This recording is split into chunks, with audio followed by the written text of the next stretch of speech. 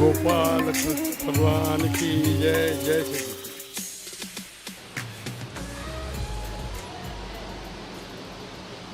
येथे उपस्थित माता भगिनी, बंधुवर्ग आणि मित्र सगळ्यांना अंतःकरणापासून वंदन करतो।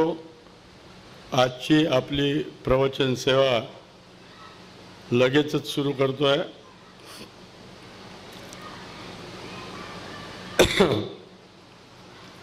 ओम सच्चिदानंद रूपाय विश्वोत्पत्त्यादि हेतवे तापत्रय विनाशाय श्रीकृष्णाय वयं नुमः।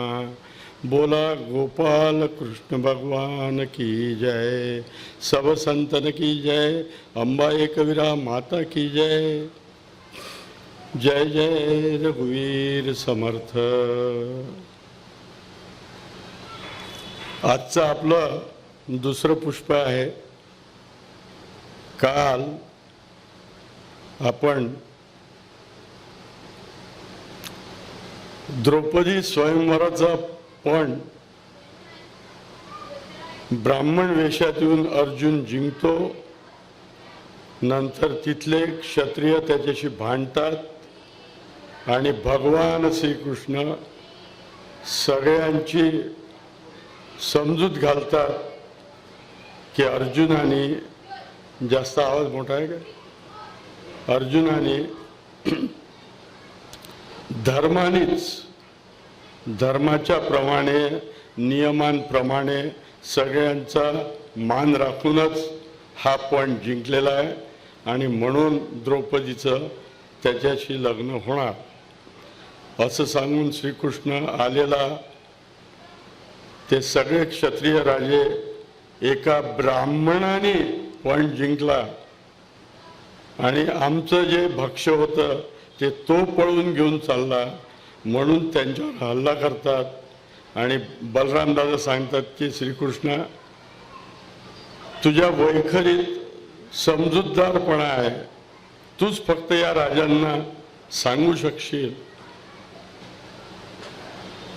तूच फक्त या राजांना सांगू शकतील व्यवस्थितरित्या। तर भगवान श्रीकृष्ण तिथे मोठ्या मैदानात जिथे युद्ध चालू असतं, एका बाजूला भीम आणि अर्जुन, एका बाजूला सगळे अभ्यागत म्हणून आलेले स्पर्धक यांच्यात युद्ध सुरू असतं, तेव्हा भगवंत आपण स्वतः तिथे जाऊन सगळ्यांना थांबवतात। तर एवढ्या मोठ्या राजवाड्यांमध्ये कोणी कोणाचं ऐकेल का हो? इथे दोघांचं भांडण जातो, तिसरा येतो, त्या भांडणात त्या तिसऱ्यालाच मारून टाकतात। तिथे भगवंत एवढ्या 200-250 क्षत्रियांसमोर गेलेत आणि विनंती केली की ज्या माणसाने हा पण जिंकलेला आहे तो तुमच्या सर्वांच्या डोळ्यासमक्ष जिंकलेला आहे, मग त्याला विरोध कशा करता? आणि असं करून ते सगळ्या राजांना आपापल्या शिबिरांमध्ये जायला प्रवृत्त करतात आणि तोपर्यंत युधिष्ठिर नकुल आणि सहदेव यांना घेऊन ते ज्या कुंभाराच्या इथे उतरले असतात तिथे भरभर घेऊन चालला जातो। हेतू त्याचा एकच असतो की आपलं स्वरूप सगळ्या लोकांमध्ये प्राकटीकरण त्याचं व्हायला नको का अजून दुर्योधन काय रचेल कृत्याने आपल्याला मारून टाकेल, म्हणून ते भरभर चालले जातात। भीम अर्जुनाच्या मदत म्हणून रक्षणाकरता थांबला असतो। मग नंतर भीम, अर्जुन आणि द्रौपदी हे त्या कुंभाराच्याकडे द्रुपदाचा आणि दृष्टद्युम्नाचा निरोप घेऊन जायला लागतात। इथून आजची सेवा आपली सुरू होते। ते जायला लागतात तर बलराम म्हणतो की कृष्णा, जरी तू अंदाज बांधलेला आहे की हे पांडवच असतील तरी प्रत्यक्ष तू जाऊन बघे कुठे जातात आहे, कोण लोक आहेत। म्हणून कृष्ण भगवान अतिशय सावधानतेने या भीमाच्या आणि अर्जुन आणि द्रौपदीच्या पाठीमागे पाठीमागे आपल्या रथाने जातात आणि पाहतात ते एका कुंभाराच्या घरापाशी तो रथ थांबवतो अर्जुन, आणि भीम, अर्जुन आणि द्रौपदी हे तिघही उतरतात आणि भीम अंगणामधूनच अतिशय आनंदाने आपल्या आईला आवाज देतो.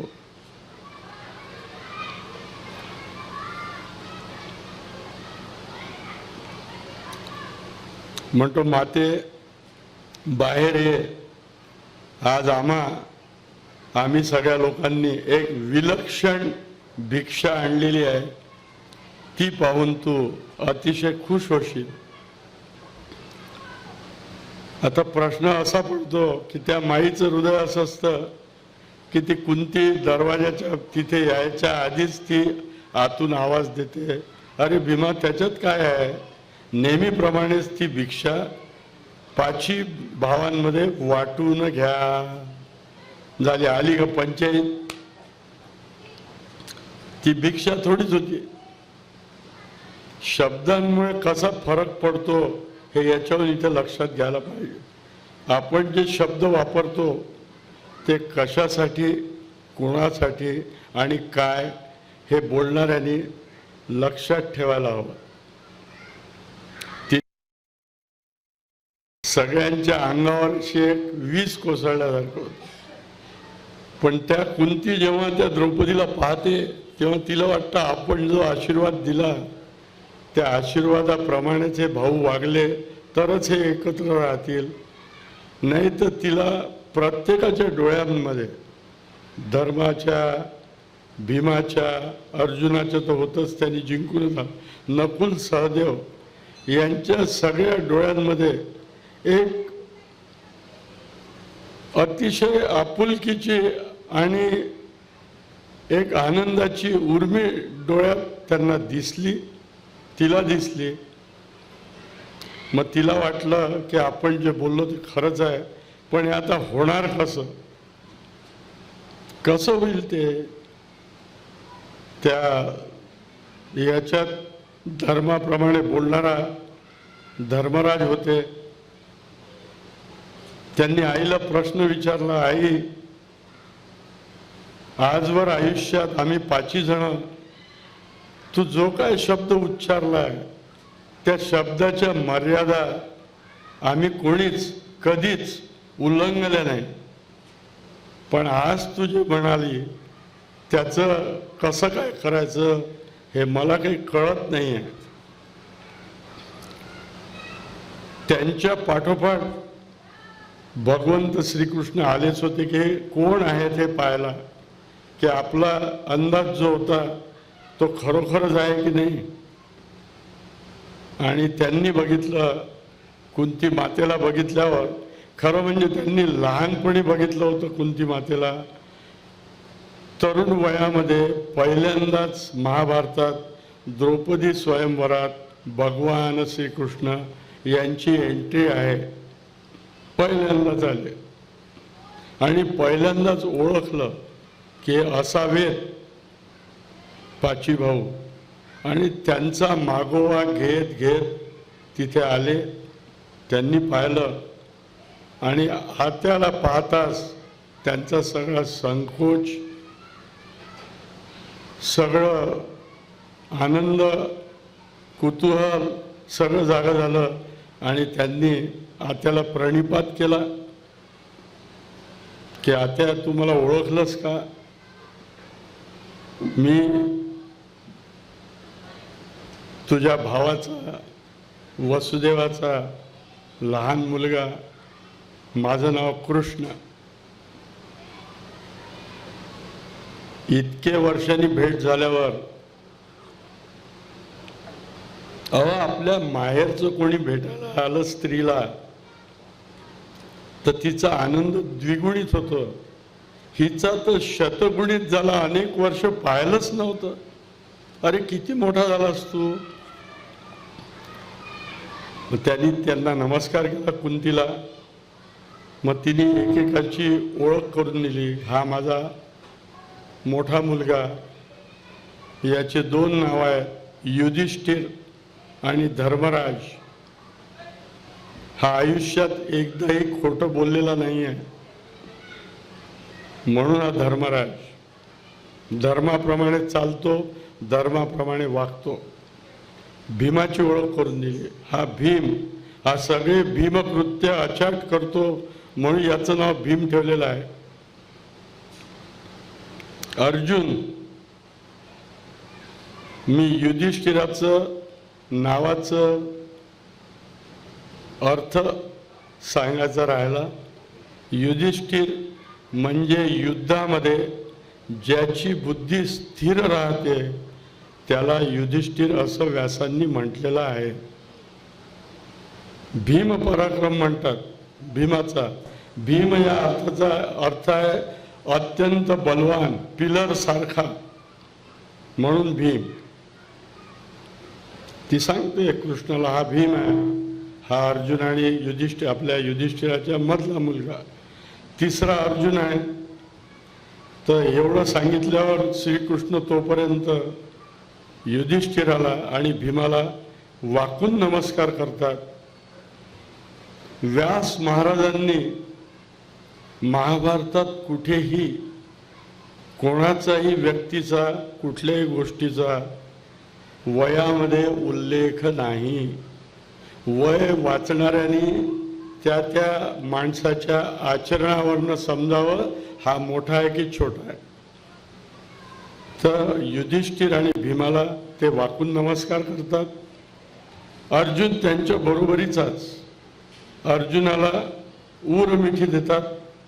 नकुल सहदेव त्यांच्या पाया पडतात, कारण नकुल आणि सहदेव हे दोघंही लहान होते. आता या दोघांचं तर सांगितलं मी. युधिष्ठिर झाला, भीम झाला.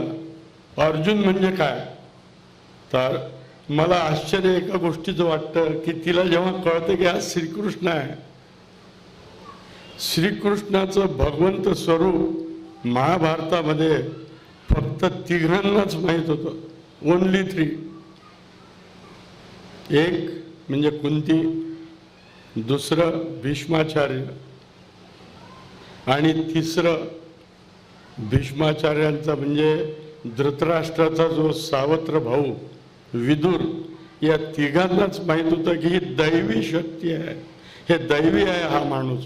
कारण त्यांची ख्याती ठिकठिकाणी जे ब्राह्मण द्वारकेला जायचे ते प्रत्येक देशात जाऊन त्या श्रीकृष्णाचं वर्णन करायचे.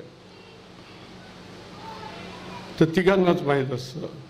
तर मला आश्चर्य वाटतं की कुंतीने हे अर्थ सांगायची त्यांना काही जरूर नव्हती, असं माझं अल्पमतीला वाटतं.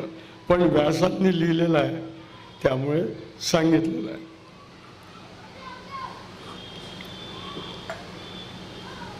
ठीक आहे. अर्जुनाचा अर्थ ती सांगते. अर्जुनाचा अर्थ व्यास महाराजांनी असा दिलेला आहे, या पाची भावंडात सगळ्यात शुद्ध कोणी असेल अंतःकरणाने तर तो अर्जुन होता. अर्जुनाने कधीही वाईट कृत्य केलं नाही. तर ती सांगते करोमि कर्म शुद्धंच तेन मामर्जुन विदुः. आईचे शब्द अर्जुन पुन्हा सांगतो कृष्णाला. ऐक म्हणतो. आता काय सांगते, अर्जुनाला गंमत वाटत असते की सगळ्यांमध्ये मी शुद्ध आहे असं माझी माता म्हणते.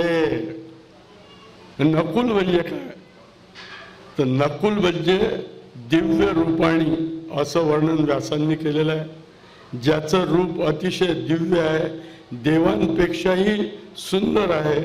सर्व त्रिलोक्यामध्ये सुंदर एक नकुल असतो आणि दुसरे श्रीकृष्णाचे वडील वसुदेव अत्यंत सुंदर असतात ते.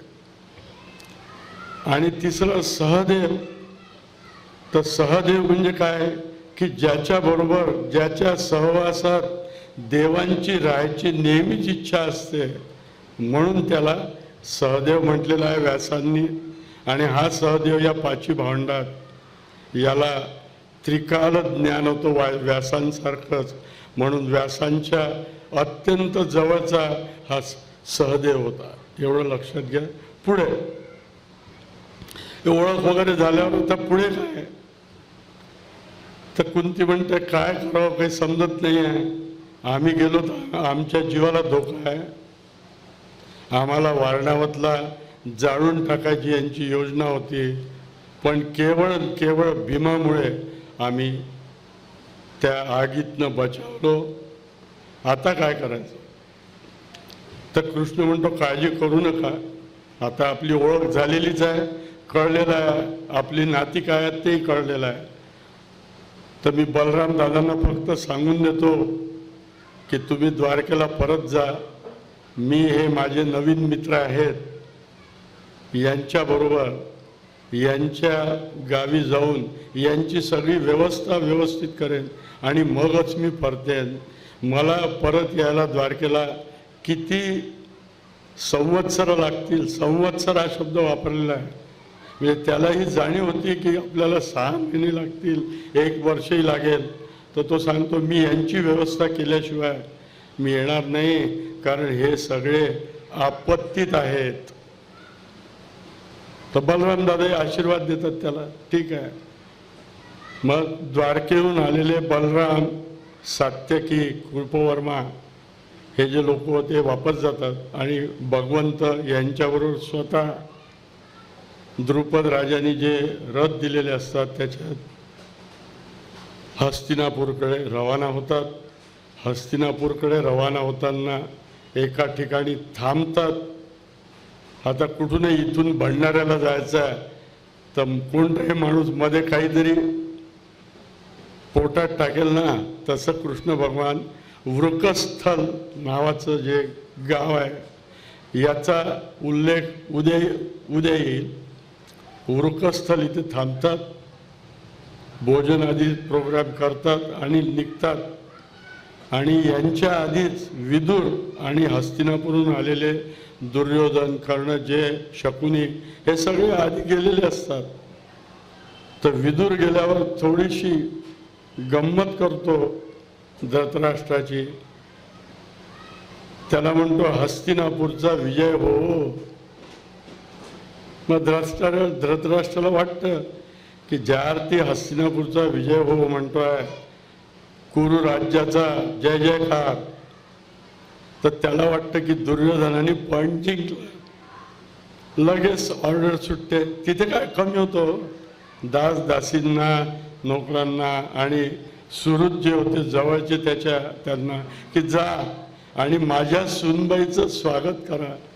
पण त्यावेळेपर्यंत त्याला हे कळलेलं नसतं की हे सुनबाई माझी सख्खी सुनबाई नसून माझी पुतणसून आहे.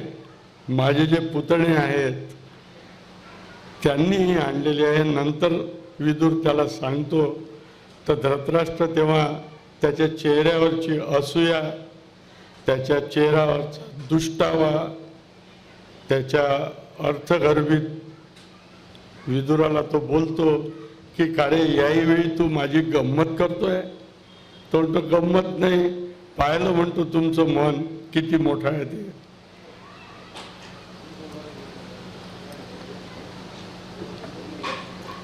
अशी द्रौपदी बरोबर सगळेजण तिथे राजभवनात नाही राजसभेमध्ये यांचं स्वागत करण्यात येणार असतं. सांगितलं असतं कारण ऑलरेडी ऑर्डर याच्याकडून निघून गेलेले असतात की स्वागत करा. स्वागताची जय्यत तयारी होते आणि तिथे गेल्यानंतर 5 जणांचं, कुंती मातेचं, द्रौपदीचं आणि मुख्य म्हणजे भगवंताचं तिथे मंगल पदार्थांनी गृहिणी, स्वस्ती वाचन केलेले ब्राह्मण हे लोक करतात. आता त्याच्यात लिहिलं आहे मंगल पदार्थांनी स्वागत केले. आता मंगल पदार्थ म्हणजे काय? मंगल पदार्थ व्यास महाराजांनी सांगितलेले आहेत. 8 आहेत. 8 म्हणजे आपल्या घरी जर कोणी आलं तर आपल्या ऐपतीप्रमाणे तुम्ही त्याचं स्वागत करा. तर श्लोक सांगतो, मला मोह होतो सांगायचा. व्यास महाराज म्हणतात, अनलो अनलो गो हिरण्यश्च दुर्वा गोरोचनामृतम. झाले 6. अक्षताम म्हणजे ज्या लग्नात आपण अक्षता म्हणून टाकतो त्या अक्षता ज्वारीच्या नाही, तांदळाच्या. लक्षात घ्या, अक्षत ही तांदळाचीच असते. अक्षता टाकतो त्या अक्षता. आणि दही बघा, माता भगिनी पोरगा जर परीक्षेला जात असला त्याच्या हातावर दह्याची कवडी देतात. का? मंगल आहे म्हणून, मंगल हो. हे 8 पदार्थ आहे. पहिला पदार्थ अनलो. अनलो म्हणजे अग्नी. प्रत्येकाच्या घरी निरांजन असतंच, निरांजनाने ओवाळतात. गो, आता हे जे गो आहे, गो म्हणजे कॉन्व्हेंटवाला गो नाही. गो म्हणजे गोमाता. हे जोरात येत आहे का? खूप जास्ती, खूप आवाज घुमतोय का? ठीक आहे. गो म्हणजे गोमाता. ती ज्याचं स्वागत करायचं आहे ती त्याच्या सामर्थ्याप्रमाणे आणि स्वतःच्या ऐपतीप्रमाणे. तर गोमाता जर द्यायची असेल तर ती सवत्स द्यायची, असा त्या काळचा नियम होता. मग यांनी एकच दिली होती का गोमाता सगळ्यांना? अरे तिथे हस्तिनापूरचं साम्राज्य होतं. त्यांनी 6 गोमाता आणि वत्स आणून ठेवलेलं होतं. कारण विदुराने सांगितलं होतं की भगवान श्रीकृष्ण सुद्धा या 5 पांडवांच्या बरोबर त्यांचे रक्षक म्हणा, त्यांचे शुभचिंतक म्हणा, त्यांचे आशीर्वाद देणारे म्हणा येतात आहे. तर ब्राह्मण लोक त्यांना गोमाता गोवत्सासकट देतात. आणि इष्ट पदार्थांचं बाकीच्या व्यास महाराजांनी वर्णन नाही केलं, पण त्यांनी 8 पदार्थ सांगितले. याचा अर्थ 8नीही त्यांचा सत्कार झाला असेल. तर अनलो गो हिरण्य. हिरण्य म्हणजे सोनं. दुर्वा, ज्या गणपतीला प्रिय आहेत त्याची पूजा, त्याचं स्वागत दुर्वांनीच करायचं. अनलो गो हिरण्यश्च दुर्वा गोरोचन. गोरोचन म्हणजे गायीपासून बनलेले पदार्थ, दूध, दही, तूप. आणि क्वचित गोमूत्र सुद्धा. पंचगव्य तयार करायचं असेल तर गोमूत्र हा इसेन्शियल पार्ट असतो त्याच्यात. गोरोचन. आणि अमृत. अमृत तर काही त्याही काळी शक्य नव्हतं. व्यासांनी कसं काय लिहिलं याचं मला आश्चर्य वाटतं. पण ज्या अर्थी व्यासांनी लिहिलं आहे, कारण त्या अर्थी देवांच्या आणि या मनुष्य योनीत जन्म घेतलेल्या लोकांच्या भेटीगाठींचा स्पष्ट उल्लेख व्यासांच्या महाभारतात आहे. त्या अर्थी अशा भेटीगाठी करता येण्याचा रस्ता नक्कीच असेल अशी माझी संधारणा आहे. हे 6 गोष्टी झाल्या. 7वी गोष्ट अक्षता. अक्षता होत्याच. आणि दही, दग्ध, इत्यष्टव. इत्यष्टव म्हणजे हे 8.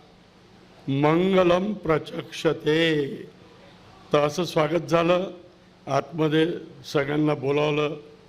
त्यांची राहायची व्यवस्था यांना करावी लागली, कारण यांनी हे यायच्या जवळपास 1 महिना 1.5 महिना आधी यांचे सगळ्यांचे शौचकर्म म्हणजे श्राद्ध 13वा 10वा सगळे उरकून टाकले होते.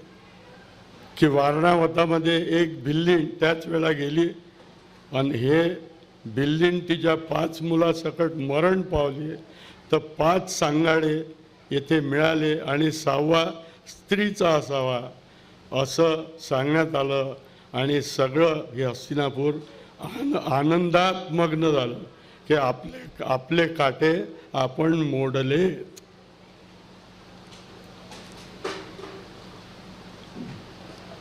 इथे उलटच झालं. हे स्वतः प्रत्यक्ष शरीरासकट त्या धृतराष्ट्राच्या समोर होते. आता तो अंध जरूर होता, पण कानाने ऐकू येत होता ना सगळं. बहिरा नव्हता किंवा मुका नव्हता, फक्त आंधळा होता, जन्मांध होता. त्यांनी सगळ्यांच्या नावाचे उल्लेख, सगळा आनंद सगळा ऐकला. मग त्यालाही चेहऱ्यावरती आश्चर्य मिश्रित आनंद हे दाखवावं लागलं त्याला, विदुरालाही कुंतीलाही, की मला किती आनंद झाला. इथपर्यंत ठीक होतं. आपले इथे नेहमीचे, मी ज्यांना चांडाळ चौकडी म्हणतो, ते तिथे हजर होते. त्यांना कसं सहन होईल हो? ते लगेच माध्यांनी धृतराष्ट्राकडे गेले. यांना आपल्या इथे कशाला घेतलं तुम्ही? यांना हाकलून द्या. तर म्हणे, अरे हाकलणार कसं आहे म्हणे, आता अत्यंत बलाढ्य राजाचे ते जावई, 5 जण जावई झालेले आहेत, आणि त्यांच्याबरोबर द्वारकेचा जो अतिशय महत्त्वाचा पुरुष आहे तोही इथे आलेला आहे. मग वैर कशाला घ्यायचं? मग भीष्माचार्यांनी, द्रोणाचार्यांनी, कृपाचार्यांनी या 100 कौरवांना, हे 100 नव्हते, 101 होते, लक्षात घ्या. 100 कौरव गांधारीच्या पोटी आले. यांचा 101वा युयुत्सू नावाचा सावत्र भाऊ होता, जो दासीपुत्र धृतराष्ट्राला झालेला होता. तो दासीपुत्र असूनही विदुरा इतकीच त्याची मती शुद्ध होती. तो सुद्धा भीष्माचार्यांच्या बरोबर होता. या सगळ्यांनी त्यांना समजवलं की हे जर आता ऐकलं नाही तुम्ही तर या क्षणीच युद्ध होईल. तर यांना आपल्याला जी जमीन इथे जड झालेली आहे, की जी जमीन नको आहे हस्तिनापूरला, ती जमीन यांना द्या आणि त्यांच्यावर सोपवा आणि सांगा की तुम्ही तुमचं राज्य तिथे वसवा. तर ठीक आहे. जो गणंगा सगत फुटाणे ज्यांनी खाल्लेले आहेत असतात, त्याला जर खारे दाणे खायला मिळाले तर तो खुशीत असतो की चला खारे दाणे मिळून राहिले. तर धृतराष्ट्र सांगतो की इथे आमच्या इथे खांडव वन आणि खांडव प्रस्थ जे आहे ते तुम्हाला आम्ही देतो आहे आनंदाने. तिथे जा, तिथे तुम्ही तुमचं राज्य वसवा, म्हणजे आपल्यात कुठे वितुष्ट येणार नाही. ही मी कृपा करतोय तुमच्यावर, कारण माझं पांडूवर खूप प्रेम होतं. होतं का पांडूवर प्रेम? बिलकुल नव्हतं. ठीक आहे, आज्ञा शिरसावंद्य. श्रीकृष्ण भगवान नुसतं युधिष्ठिराकडे पाहून बोलत नाही एक शब्द. हो म्हण, तो हो म्हणतो. म्हणतो आता आम्ही निर्वैर तिकडे जातो आणि पाहतो काय होईल. मग कृष्ण म्हणतो घाबरू नका, मी तुझ्याबरोबर आहे. आपण उदयिकच. त्यांनी 3 दिवसही वाया घालवले नाही. महाभारतात वर्णन आहे. 3ऱ्याच दिवशी निर्णय सभेत झाला. 3ऱ्याच दिवशी कुंती तिथेच राहते, युधिष्ठिर, नकुल, सहदेव तिथेच राहतात त्यांच्या आश्रयात. अर्जुन, श्रीकृष्ण हे पुढे जातात त्या जागेचा शोध घ्यायला की खरोखर सुखकर ती जागा आहे का किंवा नाही आहे, किंवा कसं तिला सुखकर बनवता येईल राहण्यायोग्य. तर ते वनच असतं हो, खांडव वनच म्हटलेलं आहे त्याला.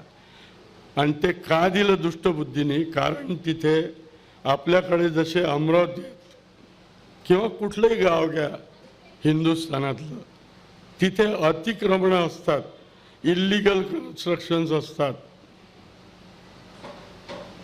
तसे त्या खांडवप्रस्थमध्ये नाग लोक विना परवानगी राहत होते, राक्षस लोक विना परवानगी राहत होते, दानव हे विना परवानगी राहत होते, अनेक प्राणी मात्र हिंस्र तिथे राहत होते आणि अशी जागा काट्याकुट्याची त्यांनी या पांडवांना त्यांची राजधानी स्थापन करण्याकरता धृतराष्ट्रांनी देऊन टाकली.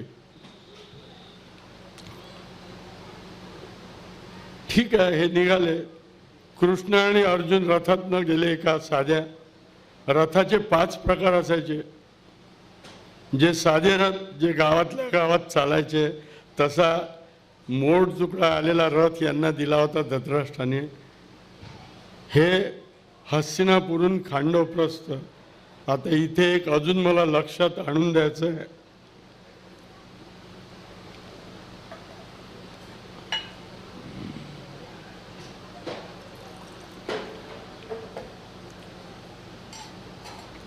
त्या काळचं हस्तिनापूर म्हणजे दिल्ली नव्हे. ज्याला कोणाला इच्छा असेल त्यांनी माझ्याबरोबर यावं हस्तिनापूर पाहायला. याच्यात माझ्या वडिलांचे थोर उपकार माझ्यावर, की मी ज्या ज्या ठिकाणी म्हटलं त्या त्या ठिकाणी त्यांनी मला नेलं. कारण त्यांनाही 1 महिन्याची सुट्टी घ्यावी लागायची. कारण ते एक्सरेवाले होते आणि कुठल्याही एक्सरेवाल्या डॉक्टरला 1 महिना वर्षातनं त्या रेडिएशनपासून दूर राहावं लागतं. तर म्हणून मग अशा सुट्टीमध्ये मग मी हट्ट करायचो. जगात 3 हट्ट प्रसिद्ध आहेत. सगळ्यात महत्त्वाचा आहे तो राजहट्ट. दुसरा महत्त्वाचा आहे तो स्त्री हट्ट. तिसरा महत्त्वाचा आहे तो बालहट्ट.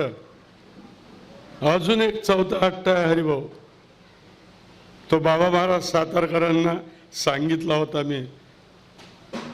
त्यांना इथे आणण्यासाठी दररोज सकाळ संध्याकाळ एकच काम होतं मला, की बाबा महाराजला आठवण द्या तुम्हाला यायचं आहे. तुम्ही आले तर कीर्तनकुल होईल. ते मंदाताईंनी घेतलेलं नाही तर होणार नाही. आले एकदाचे. मग ते मला म्हणाले का म्हणे 3 हट्ट मी ऐकले होते, तुमचा अजब हट्ट होता म्हणे. हा कुठला हट्ट आहे? तुम्ही या कॅटेगरीत कुठेच बसत नाही. म्हटलं असं तुम्हाला वाटतं? म्हटलं लहान तोंडी मोठा घास. 4था हट्ट तुम्ही विसरून गेले म्हटलं. म्हणजे कुठला? म्हटलं भक्त हट्ट. भक्ताच्या हट्टाबाई त्या नामदेवाची खीर खाल्ली विठोबाने, वर्णन आहे. जनाबाईची जाती दळली. एकनाथाच्या इथे श्रीखंडा बनून पाणी भरलं. असे भक्त होते. तसाच म्हटलं भक्त समजा. आणि 4था हा भक्त हट्ट असतो. तर असे हट्ट, तर त्या हट्टापायी हे गेलेत सगळे. आणि तिथे हट्ट धरला भीमाने की मी तुमच्याबरोबर संरक्षण करायला येतो. आता मला त्या भीमाचंही आश्चर्य वाटतं. अरे प्रत्यक्ष नर म्हणजे अर्जुन हे यांच्या मागील अनेक जन्मात नर आणि नारायण म्हणून जन्माला आले. तर ते भीमाला माहीत असण्याचं काहीच कारण नव्हतं. पण प्रत्यक्ष अर्जुन शस्त्रास्त्रांमध्ये जो सगळ्यात दिव्य आहे आणि स्वतः भगवंत असताना तुझी काय गरज आहे? पण तो नाही, तुमच्या रक्षणाकरता मी येतो. आणि भीम त्यांच्या तुम्ही पुढे जा म्हणे, मी आरामात उद्या येईन. आणि हे गेले तिथे. यांनी परिस्थिती पाहिली. यांनाही प्रश्न पडला की आपण अस्त्र शस्त्र काहीच आणलं नाही बरोबर. नुसते एका छोट्याशा रथात आलो आपण. तर तेवढ्यात हे बसले असता गोष्टी करत असता. तिकडून एक ब्राह्मण येतो. ब्राह्मण तो त्यांना नमस्कार करतो. म्हणतो तुम्ही चेहऱ्यावरनं दोघंही मला चांगले वाटता. तर ब्राह्मणाची इच्छा पूर्ण कराल का? तर याच्यात भगवंत एकदम हो म्हणतात. कारण कुठली इच्छा भगवंत कोणाची पूर्ण करू शकतात. अर्जुनाचं तसं नव्हतं. अर्जुन म्हणे माझ्या धर्माची ज्याच्या ज्याच्यात आज्ञा मर्यादा असेल ती मदत मी करीन, बाकी मी सांगत नाही. त्यांनी काय म्हटलं ते त्यांचं ते जाणो. मग सांग म्हणतो तुझी इच्छा काय. तो म्हणतो माझी इच्छा आहे, मी आत्ता काही दिवसांपूर्वी एका राजाच्या यज्ञात गेलो आणि तिथलं अन्न खाऊन मला मेद चढला सगळा. तो मेद उतरवण्यासाठी, माझं उतरवण्यासाठी औषध जे आहे ते आहे ज्वाला. तर मला हे सगळं वन ज्वालेमध्ये लपेटून खाऊन टाकायचं आहे. त्याची परवानगी तुम्ही द्या आणि मला मदत करा, कारण इथे अत्यंत ताकदवान नाग लोक राहतात, दानव आहेत, राक्षस आहेत, यांच्यापासून मला वाचव. आणि दुसरा माझा शत्रू इंद्र आहे. इथला जो नागांचा राजा आहे तक्षक, तो इंद्राचा मित्र आहे, म्हणून इंद्र मला हे जाळू देत नाही, तर माझी मदत करा. हो. तर अर्जुन कृष्णाला म्हणतात थांबा एक मिनटं. त्याला म्हणतात मदत तर करू आम्ही, पण आमच्या 2 अटी आहेत. आता तो ब्राह्मण म्हणतो सांगा काय अटी आहेत. अरे म्हणतो आम्ही इथे असेच फिरत फिरत आलो, आमचे शस्त्र अस्त्र सगळे हस्तिनापुराला आहेत, आम्हाला एक मोडका तोडका रथ दिला त्यांनी, आणि हे 2 मरतुकडे घोडे, मरतुकडे हा शब्द व्यासांनी वापरलेला नाही, अतिशय क्षीण हा शब्द वापरला आहे त्यांनी. क्षीण म्हणजे ज्या घोड्यामध्ये ताकद नसते असे घोडे बेकार देऊन जा. तर आमच्या 2 अटी आहेत म्हणे. आम्हाला जर तू धनुष्य बाण आणि अस्त्र, ज्या धनुष्य बाणावरून अस्त्र चालवता येईल असं धनुष्य पाहिजे, कमचीचं नको. ठीक आहे. ब्राह्मण मध्ये डन, ठीक आहे, तथास्तु. कृष्णाला विचारलं तुला काय पाहिजे, तू काही बोलका दिसत नाही म्हणे. तर कृष्ण म्हणे मी जे मागतो ते मला द्याल का. हो म्हणे देईन तुला. एकच गोष्ट मागायची आहे म्हणे मला. या जगात जेवढे जिवंत प्राणी मात्र आहेत त्या प्राणी मात्रांमध्ये माझ्या 16,108 बायका पण आहेत, माझे बंधू, माझे पुत्र, हे सगळे या जिवंत सगळ्या लोकांमध्ये आले. या सगळ्यांपेक्षा जास्त प्रेम, जास्त अनुराग, जास्त कृपा आणि जास्त स्नेह माझा आणि अर्जुनाचा, आम्ही दोघंही मरेपर्यंत राहू असा आशीर्वाद तू आम्हाला दे. क्या बात आहे. पण आश्चर्य काही नाही. जे भगवंत आहे, ज्याच्याजवळ सगळंच आहे, तो काय मागणार आहे हो कोणाला. तथास्तु. आणि मग तो ब्राह्मण स्वतःचं स्वरूप टाकतो आणि तो अग्निदेवता म्हणून उभा राहतो आणि आपली ओळख देतो, मी अग्नी आहे. आणि तुम्ही जे म्हटलं फक्त थोडासा वेळ थांबा. आणि तो आपल्या मित्राला वरुणाला आवाज देतो.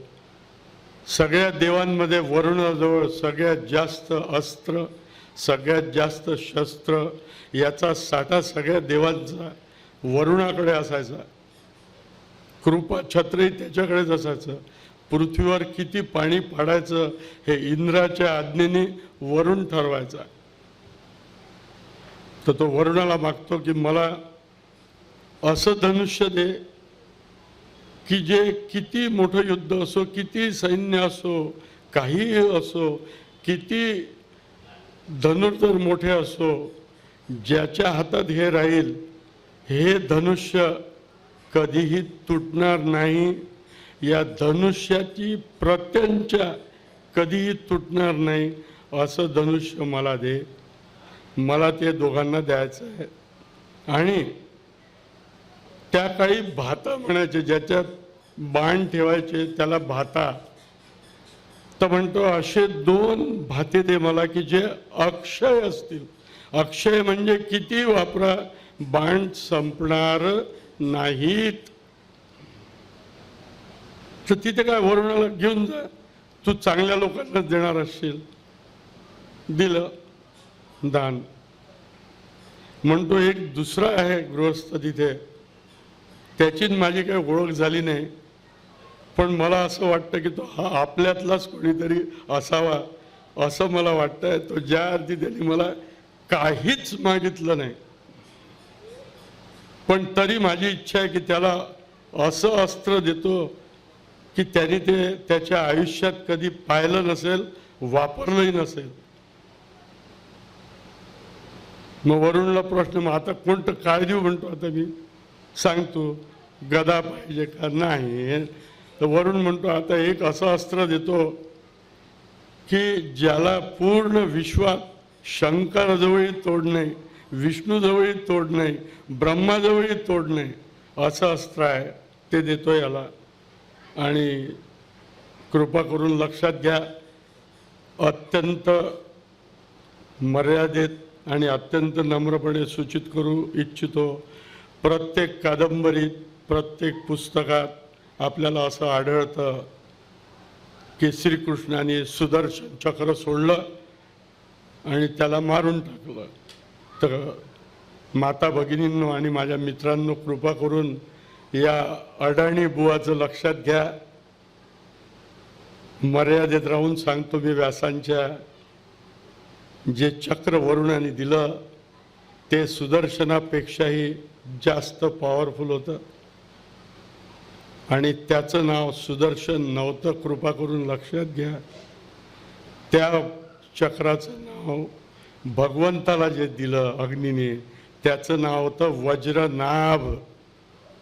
प्रत्येक, जशी आपल्या शरीराला नाभी असते तशी प्रत्येक अस्त्रांना नाभी, म्हणजे ज्याला ज्ञानोबाचा आपण ज्ञानबाची मेघ म्हणतो, तसं एक सेंटर असायचं की जे अत्यंत पॉवरफुल आहे. म्हणून वज्रनाभ. वज्र का, तर वज्रापेक्षाही कठीण. आणि त्या अस्त्राची एक खासियत होती. खासियत म्हणण्यापेक्षा आता तोंडात बसलंच ते राजो चुकीचा शब्द आहे, ते खासियत. त्या अस्त्राची एक विशेषता होती. विशेष रूपेण म्हटलेलं आहे त्यांनी. काय की ज्याच्या अंगावर नाव घेऊन फेकशील त्याचा निप्पात करून पुन्हा ते तुझ्या बोटावर येईल आणि तू स्मरण केल्याबरोबर ते प्रकट होईल. तुझ्या काही जवळ त्याला ठेवावं नाही लागणार. आणि ते तो कृष्णाला देतो. तर कृष्ण भगवंत म्हणतात, चला त्याला नमस्कार करतात दोघे की तुम्ही अग्नी आहे हे आम्हाला माहीत नव्हतं, आमचा नमस्कार घ्या आणि थोडा वेळ इथेच थांबा. आणि मग जे रणकंदन चालू होतं तर त्याला काही तोड नाही आहे. महाभारतामध्ये त्याच्यावर 20 पानं आहेत, 20 पानं. ते मी 20 सेकंदात इथे सांगणार आहे. 20 सेकंदात झालं. युद्ध होतं मोठं, सगळ्यांना. तक्षक त्यावेळेला दुसऱ्या देशात कुठेतरी गेलेला असतो, पण त्याची सगळी रया सगळं घालवतात. त्याची खंडोप्रस्थ होतं. ते आपल्या सायन्स कोर मैदाना इतकं स्वच्छ करतात ते दोघंही जण. त्याच्यानंतर तिथे आता तर भीम येतो. तो भीम म्हणतो, इतकी चांगली जागा दिली यांनी, तुम्ही नाव ठेवता म्हणतो धृतराष्ट्राला. तर अग्नी त्या भीमाला म्हणतो, तू बालबुद्धी आहेस म्हणतो, तू चूप राहा, तुला माहीत नाही ते काय होतं ते. मग तो स्वतःची ओळख करून देतो की मी या अर्जुनाचा मोठा भाऊ भीम. तर तो कृष्ण म्हणतो भीमाला, आम्हाला दोघांना एवढे अस्त्र दिले, तुला काही मागायचं असेल तर तू माग. भीमाच्या स्वतःच्या ताकदीचा त्याला इतका विश्वास असतो की लहानपणी त्याला जेव्हा बांधून नदीत फेकलं होतं विष खाऊ घालून, तेव्हा वासुकी नाग हा कुंतीच्या नात्यात होता. कुंती ही नागकन्या होती हे समजा मागे. तर त्याला कळतं की हा भीम म्हणजे कुंतीचा मुलगा आहे. तर सगळ्या नागांना भिडवून तो ते भीमाचं विष काढतो आणि त्याला औषध देऊन त्याला सांगतो, असा वर देतो की तू मोठा झालास की तुझ्या अंगी 10 सहस्त्र म्हणजे 10,000 हत्तींचं बळ तू जेव्हा इच्छा करशील तेव्हा तुझ्या अंगात येईल. आणि भीम वरती ते जाऊ दे, ते भाग नाही. ते इथे भीम काही मागत नाही. तर त्या ह्याच्यात दोघं जण वाचतात. तक्षकाचा मुलगा अश्वसेन नाव त्याचं, त्याची कथा उद्या येईल शेवटी युद्धात. तो वाचतो कारण त्या नागलोकांना उडण्याची सुद्धा ताकद असते. तर त्याची आई तोंडात घेऊन त्याला उडून जाते. आणि दुसरा तिथे दानव असतात, राक्षसी असतात. राक्षसांचा आणि दानवाचा जो शिल्पकार असतो त्याचं नाव मयासूर. तो जाऊन अर्जुनाला अभय मागतो. अर्जुनाचं ठरलेलं असतं की जो अभय मागेल त्याचा जीव घ्यायचा नाही. भगवंताचं तसं काही नसतं. भगवंत ओरडतो, अरे मार त्याला, मार. तर अर्जुन म्हणतो, कृष्ण आपली नवीनच ओळख झाली आहे, पण मी त्याला अभयदान दिलाय की तुला मारणार नाही. ठीक आहे. मयासूर जातो. जाता जाता तो एक अर्जुनाला सांगतो की ज्याही वेळेला तुला माझी गरज पडेल. तर अर्जुनापेक्षा श्रीकृष्ण कान सुपा एवढे करून ऐकत असतात. त्या काय सांगतोय, मी दानवांचा आणि राक्षसांचा शिल्पकार आहे. तुमच्या देवांचा जो शिल्पकार आहे विश्वकर्मा, त्याच्या कित्येक पटीने जास्त माझं कौशल्य आहे, हे लक्षात घ्या. जेव्हा तुम्ही नगरी वसवाल त्यावेळेला मला बोलवाल, काही स्पेशल काम असेल तर. आपल्याकडे असते की नाही, काय झालंय तू बी मार्क आहे, दुसरा म्हणते मी ए मार्क आहे. तसा ए मार्कच्या वरचा होता तो. आणि तो म्हणतो धन्यवाद करून जातो. आता इथून आपली पंजाब मेल आहे, इथून सगळं साफ करून ते येतात. धृतराष्ट्राला आणि चांडाळ चौकड्याला सांगतात हे उदयिकच आम्ही इथून निघू, आम्हाला जुजबी काही सामान लागेल 8 दिवसाचं तेवढं द्या.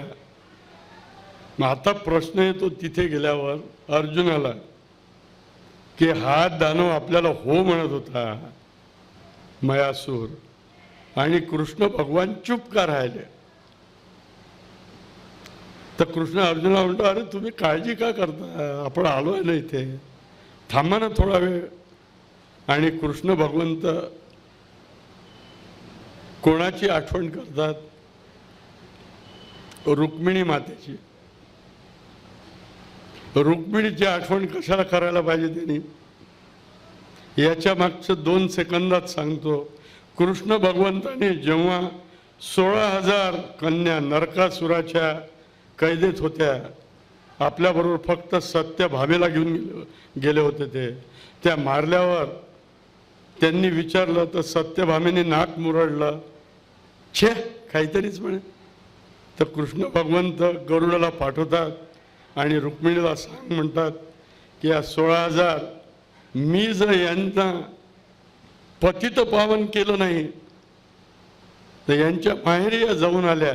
16,000 पेक्षा जास्त होत्या. काहींनी विहिरी जवळ केल्या, काहींनी जलाशयात उड्या घेतल्या.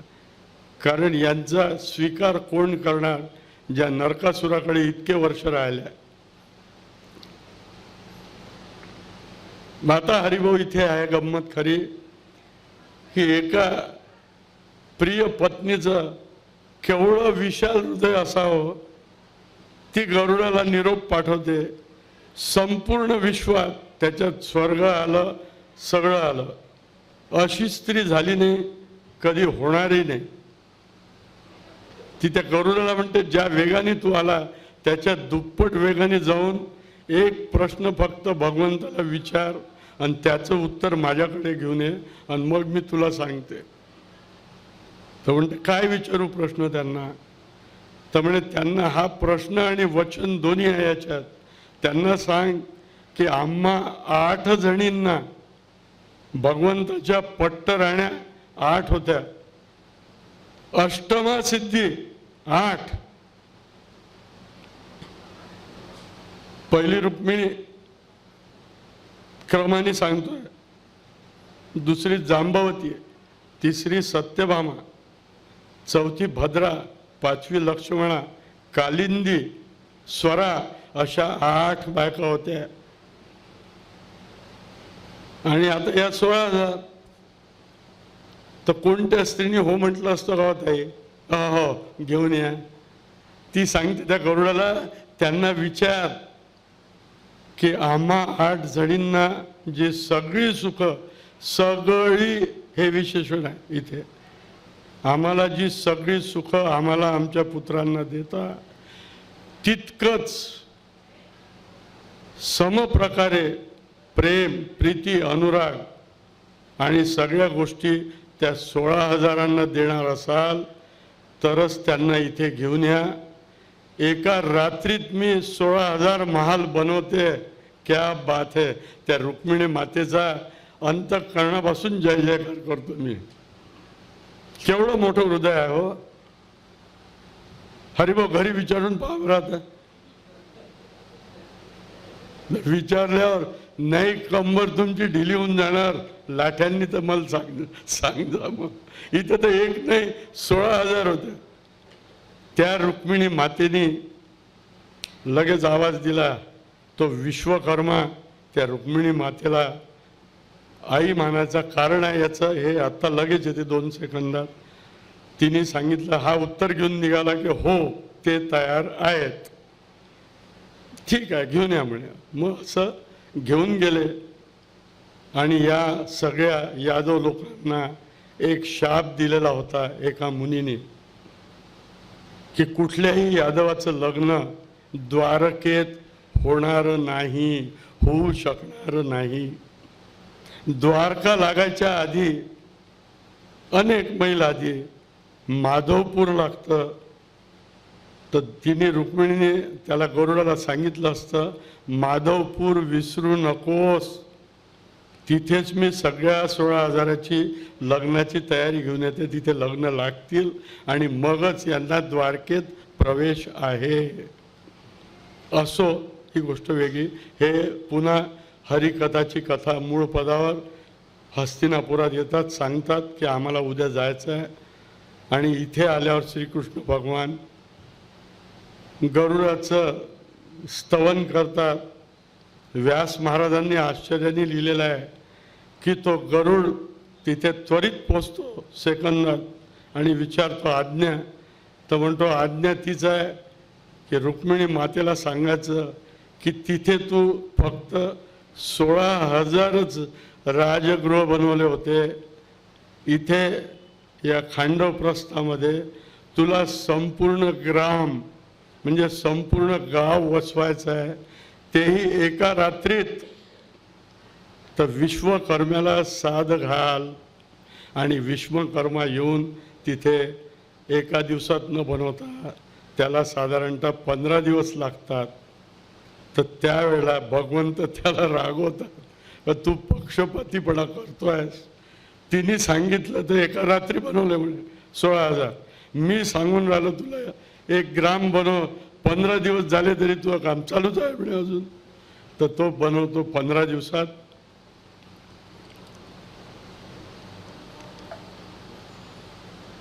आता सगळेच जण हे पांडवांचे दुःख करत असतात पांडवांकरता, तसे यांच्यावर प्रेमही करत असतात. तर तिथे विदुराने एक आवाहन केलं असतं गावामध्ये की ज्या लोकांना स्थलांतरित व्हायची इच्छा आहे ते या पापी राज्यात जाण्यापेक्षा, दबंडी पिटवली आहे बरं, या पापी राज्यात राहण्यापेक्षा धर्माचं जे राज्य राहील तिथे तुम्ही जाऊ शकता. मग अनेक लोक खांडव प्रस्थामध्ये जातात, राहू लागतात. तर इथे मग ते येऊन सांगतात की महाल झालेले आहेत आपले विश्वकर्मा. तर भगवंत त्याला म्हणतात की तू माझ्या शब्दाची पण जाण ठेवली, याच्याकरता तुला अभिवादन. नाही म्हणे, तुम्ही माझा जीव वाचवला आत्ता काही महिन्यापूर्वी तुम्ही वाचवलं मला, म्हणून माझी सुटका झाली. पण एक जाण्याच्या आधी एक तुम्हाला विनंती करू इच्छितो की तुम्ही त्या दुष्टाला मारून जरी माझी सुटका केली तरी त्या दुष्टाचा मुलगा जो आहे तोही त्याप्रमाणेच वागतो आहे. तर याची कथा आता सुरू होते. तर इथून भगवंत धर्मराजाला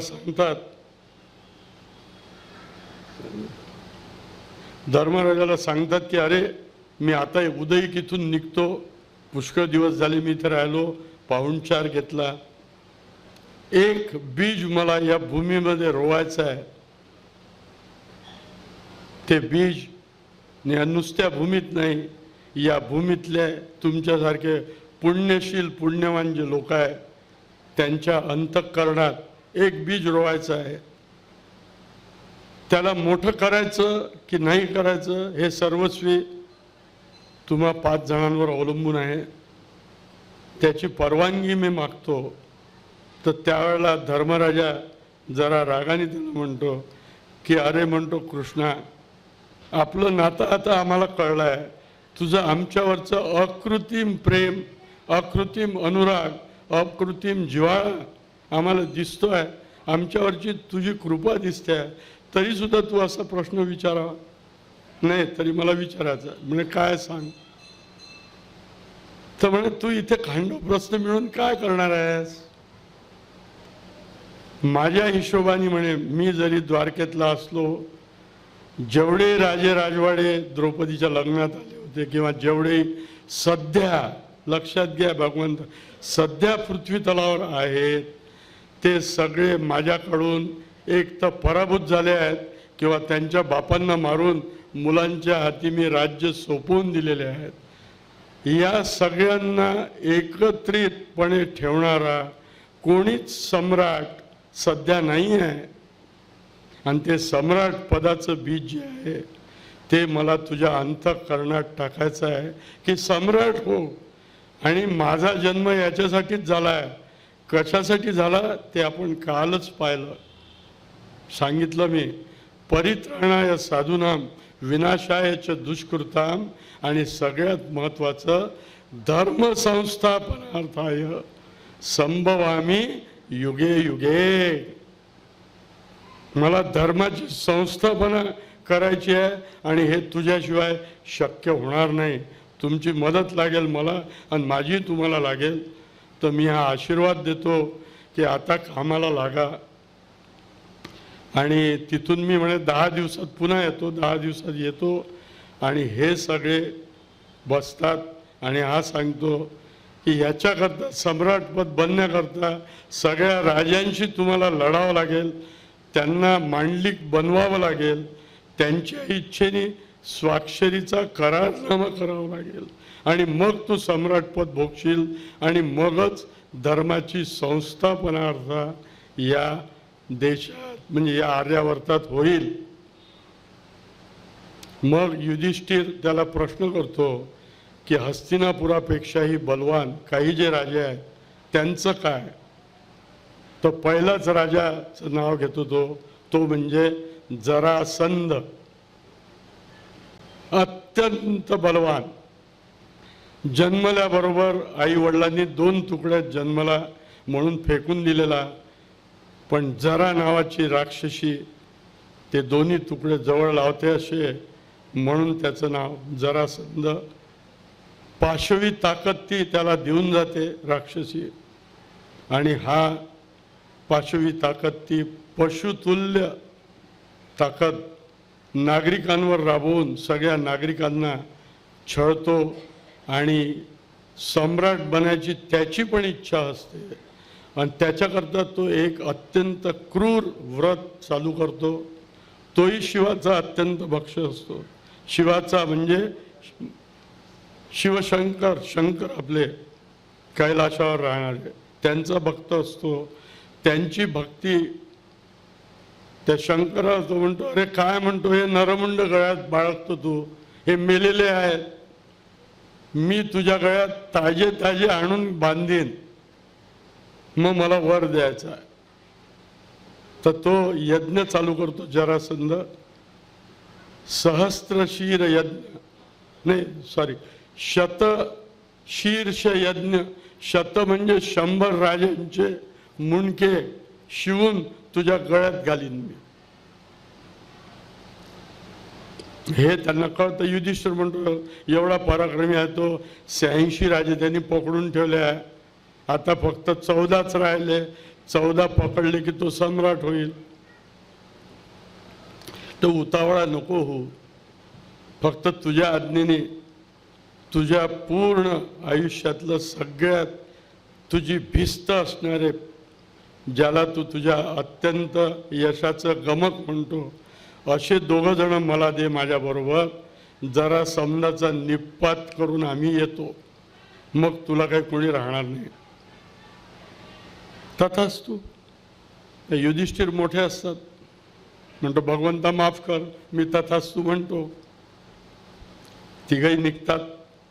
पुन्हा आलं इथे ब्राह्मणाच्या वेशात. तर ब्राह्मणाचा वेश काय हो, तोच आहे. ब्राह्मणाचा काय नाही, फक्त उत्तरीयामध्ये फरक आहे. राजवाड्यांचे उत्तरीय हिरे माणकं सगळे अलंकार यांनी असे असायचे.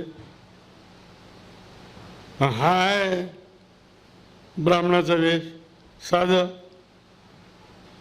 निघतात तिघही दरमजल करत, मगध राज्यात पोचतात. अत्यंत प्राबल्य राज्य. त्या मगधाची जी सिच्युएशन सध्या आहे ती म्हणजे बिहारचा काही भाग दिल्लीच्या जरा बाउंड्री लाईनवरचा, काही उत्तराखंडचा, काही झारखंडचा, असं मिळून ते मगध देश होता. आणि त्या मगधाच्या राजधानीचं नाव आहे व्रजगिरी, वज्रगिरी. त्या वज्रगिरी राजधानीत हे जातात, मध्यरात्री जातात. तिथे सत्यक नावाचा पर्वत असतो. त्या पर्वतावर मोठे या रूम इतका मोठा हे जे आहे, एवढे मोठे नगारे लावले असतात 3, की शत्रू आले तर ते राज्यातल्या लोकांना कळावं म्हणून ते वाजवणारे 3 दानव तिथे बसवले असतात.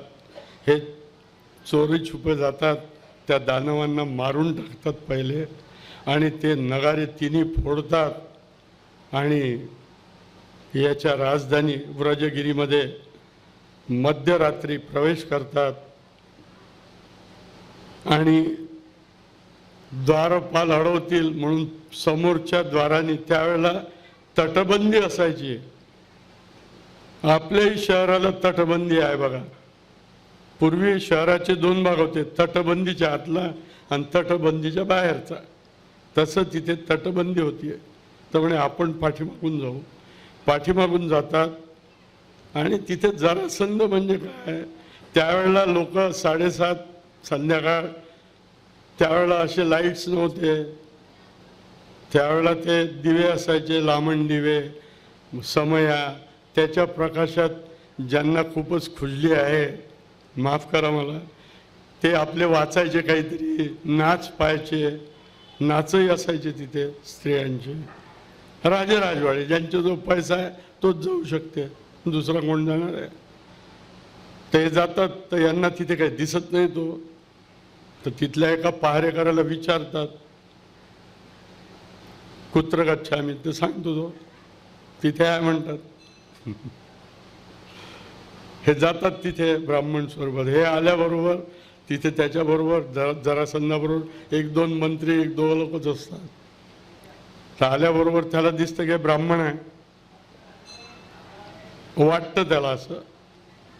मग तो म्हणतो असेच चोर दरवाजानी का आले पाठीमागून. तर हे सांगतात त्याला की आम्ही काही इच्छा मनात धरून आलो, ब्राह्मणांचा सत्कार तर तू करशीलच, राजा आहेस, पण आमचा हेतू जो आहे तो ऐकून घे आणि मग ठरव. तो विचारतो तुम्ही ब्राह्मणा पहिले सत्कार तर करू द्या. तर ठीक आहे म्हणतो. मग तो ते तर सत्कार कशाने करतो म्हणतो फुलाच्या माळांनी. फुलाच्या माळा घालतो त्यांच्या गळ्यात, टीका लावतो आणि बोला म्हणतो आता काय. तर म्हणतो तुमची ओळख सांगा पहिले. माझी ओळख मी सांगितली की मी जरासंध राजा आहे मगधाचा, तुमची ओळख सांगा. मग अर्जुन आणि भीम स्वतः काही बोलत नाहीत, त्यांना माहीत असतं काय ओळख सांगायची. मग भगवंत सांगतात, अरे म्हणतो मला ओळखलं का.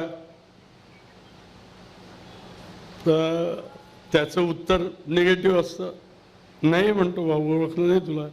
आश्चर्य आहे म्हणतो, 17 वेळा तुझी पाठ दाखवून तू मला पळून गेलेला आहेस आणि मी तुला कारण परतवे म्हणजे तू माझी हात जोडून विनंती केली म्हणून मी तुला जाऊ दिलं. कारण आहे, कारण तुझ्या मुली ज्या होत्या त्या माझ्या मामाच्या बायका होत्या सख्या, दोघी जणी अस्ती आणि प्राप्ती, म्हणून तुला सोडलं. कारण तुझ्या मामाचा वध मी केला म्हणून तू 17 वेळा स्वारी केली. मला ओळख, मी वृष्णीवंशीय यादव कुळातला कृष्ण मी आहे, बलरामाचा धाकटा भाऊ.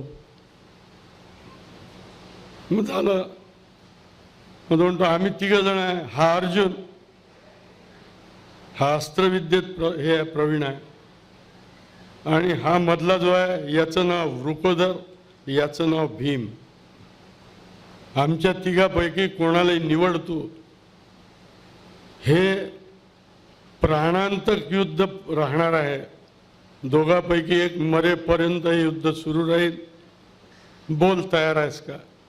तुझ्यात ताकद असेल तर हो म्हण, नाही तर सम्राटपट सोडून युधिष्ठिराचा मांडलिक बन. आणि तू अतिशय अनितीचं कृत्य केलेलं आहे. म्हणतो मी काय अनितीचं कृत्य केलं. अनितीचे कृत्य तर कृष्णाला म्हणतो तुझी ख्याती आहे त्याच्यात. तो म्हणतो मी कधीही अनितीचं कृत्य आयुष्यात कधीही केलेलं नाही, धर्मानेच वागलेलो आहे. आणि तो धर्म संस्थापित करण्याकरताच तुला मारायला इथे आलो आहे.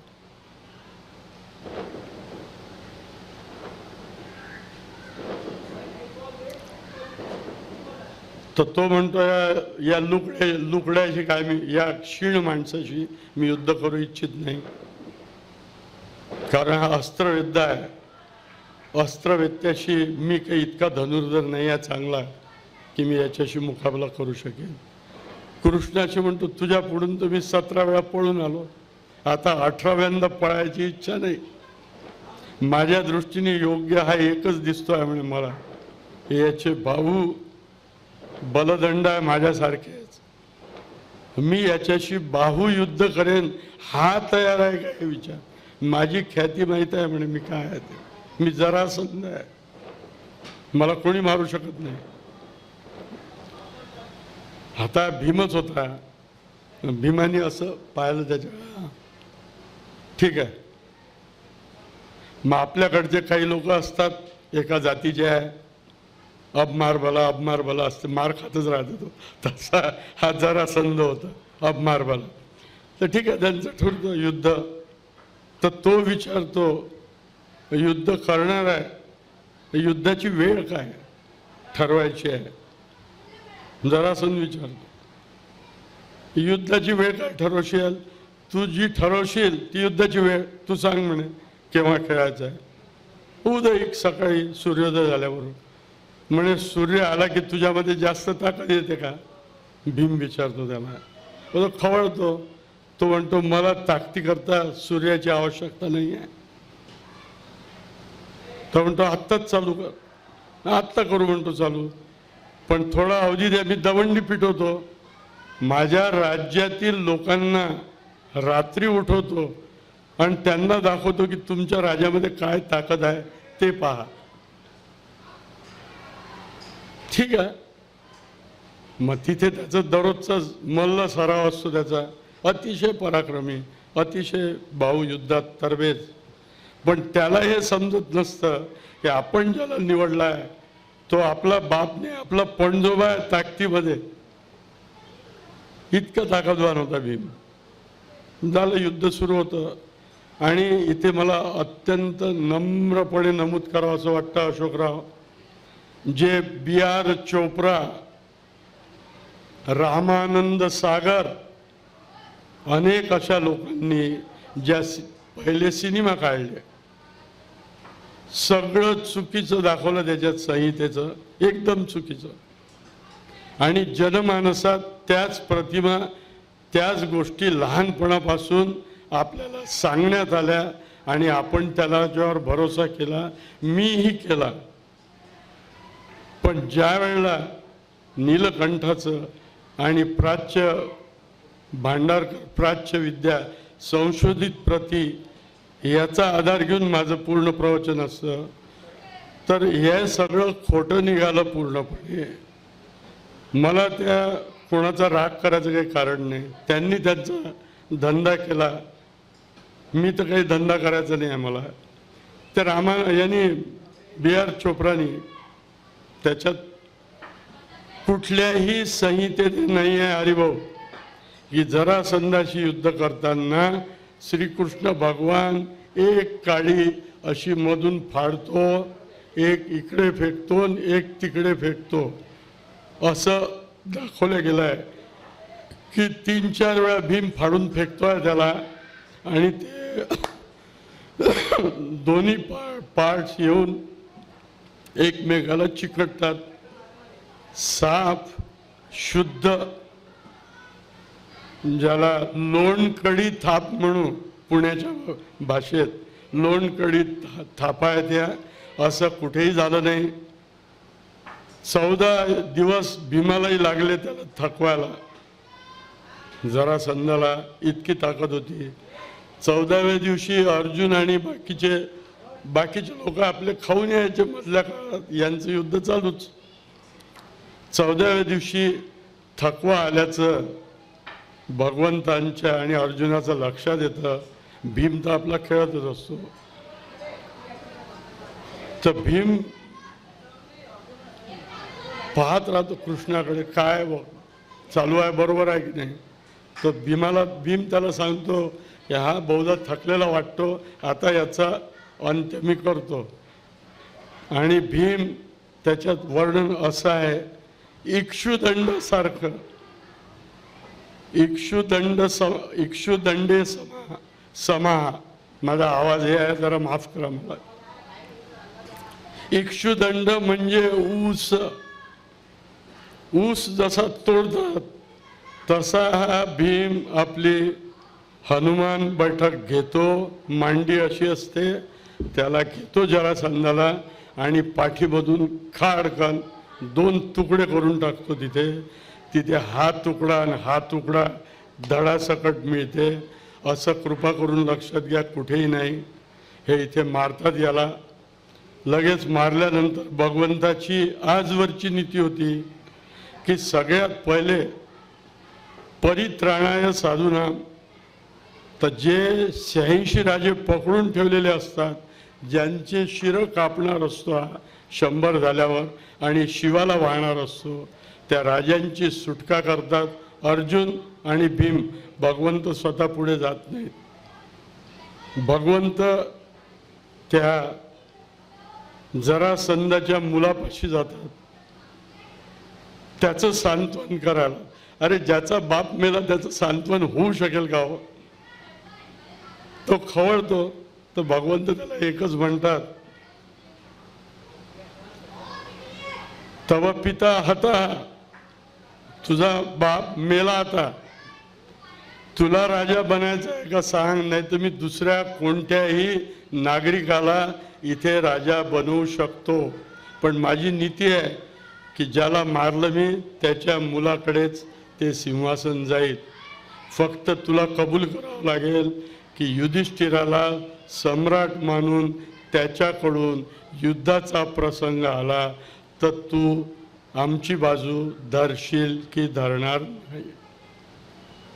आता सहदेवानी आपल्या बापाला पाहिलंच असतं. बापाचे दुष्कृत्य असतात, पण मुलं काही बोलू शकत नाही हो बापाला. तो हो म्हणतो भगवान, चला. लगेच त्याचा तिथे राज्याभिषेक करतात, वापस येतात आणि राजसूयाची तयारी करा म्हणतात. अनेक राजांना नकुल सहदेव हे स्वतः हरवून येतात आणि राजसूय यज्ञ करायचा हे ठरतं आणि राजसूय यज्ञाची तयारी करायला भीष्म स्वतः सांगतात की आपल्या कुळातला एक सम्राट बनतोय त्याची तयारी करा. तर राजसूयाची तयारी पहिली म्हणजे जरासंधाला मारणे हेच होते. पण नंतर ठरतं की प्रत्येक राज्यावर कोणी कुठे जायचं, कारण मांडलिक पत्र सही करून द्यायचं असतं ना आणि खंडणी द्यायची असते मान म्हणून. तर तेव्हाच स्वतः अर्जुन म्हणतो की सगळीकडे जा, कुठे जा, फक्त एका ठिकाणी मी कोणालाही जाऊ देणार नाही, तो माझा शत्रू असेल. म्हणजे कुठे तर म्हणे द्वारकेला. द्वारकेला कोणीही जायचं नाही. द्वारका कुठलाही सम्राटाचं मांडलिकत्व फक्त द्वारकेने नाकारलेलं आहे, कारण त्या द्वारकेवर हिम्मत करून चढाई करायची कोणाचीच ताकद नाही. अशा रीतीने राजसूय यज्ञ करता तयारी होते. मग आता राजसूय यज्ञ म्हणजे काय? देशोदेशीचे राजे बोलवा, मग राजसूय यज्ञ करायचा तर कुठे करायचा? तर हे आपली चांडाळ चौकडी होतीच विरोध करायला. काही लोक हरिव वेळेवर संपो तुम्ही. तुझ्या घड्याळात किती वाजले भाऊ? 7:30 झाले असेल तर सांग मला. झाले? बस 2 मिनिटं. राजसूय यज्ञाच्या आधी हा मयासूर पांडवांना आणि श्रीकृष्णाला भेटतो. तर मला असं कळलं की ते राजसूय यज्ञ करणार आहात. एवढं मोठं म्हणजे तुमच्या विश्वकर्माने बांधलं, पण राजसूय यज्ञ करण्या इतकी सभाची ते नाही आहे. इतके देशाचे राजे तुमच्या इथे येणार, अभ्यागत म्हणून येणार, अतिथी म्हणून येणार, आणि त्यांना बसायची सोय काय? सभा कशी पाहिजे की डोळे लोकांचे दिपून गेले पाहिजे.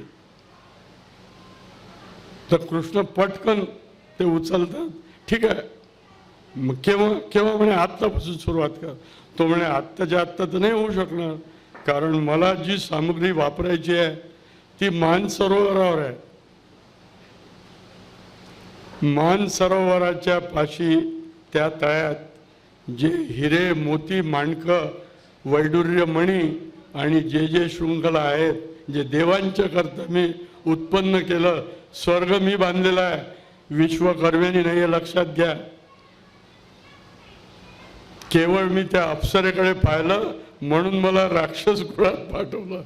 तर ठीक आहे, तर हा मयासूर मग आपल्या सगळ्यांना ज्ञातच आहे की मयासूर, मयसभा म्हणतात तिला, अशी बांधली त्यांनी. अप्रतिम, अद्वितीय, असं जगात कुठेही नाही आहे, अजूनही नाही आहे.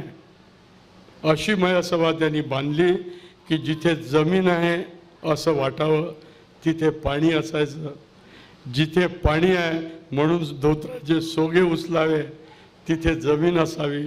जिथे दार आहे असं वाटावं, तिथे भिंत, आणि जिथे भिंत आहे तिथे दरवाजा. जिथे छत आहे असं वाटावं, तिथे आकाश, आणि जिथे आकाशासारखं आहे ते नुसतं निळसर छत असावं. अशी अप्रतिम की जी चालण्याची जी आहे सध्या जे संगमरवर बनवतात, तर आपल्या घरात तर काही नसते, पण आमच्या इथे एक समाजाचे काही लोक आहेत जिथूनच ते मार्बल आणले जाते. त्यांच्याकडे पायऱ्या सुद्धा मार्बलच्या असतात. तर तसं उच्ची, सगळ्यात उच्च स्फटिक शुभ्र असे दालनं, असं अप्रतिमय सभा त्यांनी बोलावली. पहिले घरच्या लोकांना दर्शन करवलं, नागरिकांना करवलं, हे असं आहे तिथल्या. आणि तुम्ही तुमचे राजसूय यज्ञ केव्हाही चालू करा म्हणे.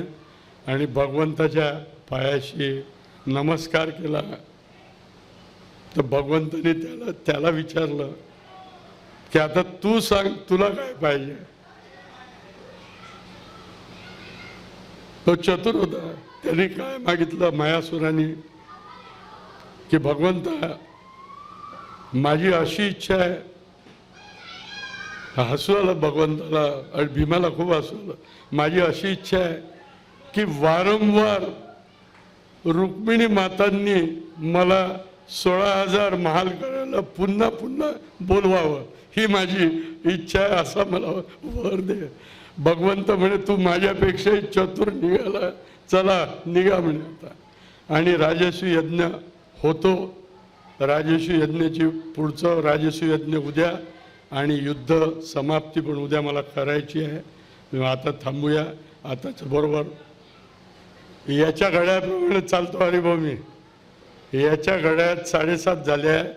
म्हणून आपल्या सर्वांची इथे परवानगी घेऊन आजच्या माझ्या शब्दवैखरीला विराम देतो आणि आजचं दुसरं पुष्प येथे आज संपवतो आहे.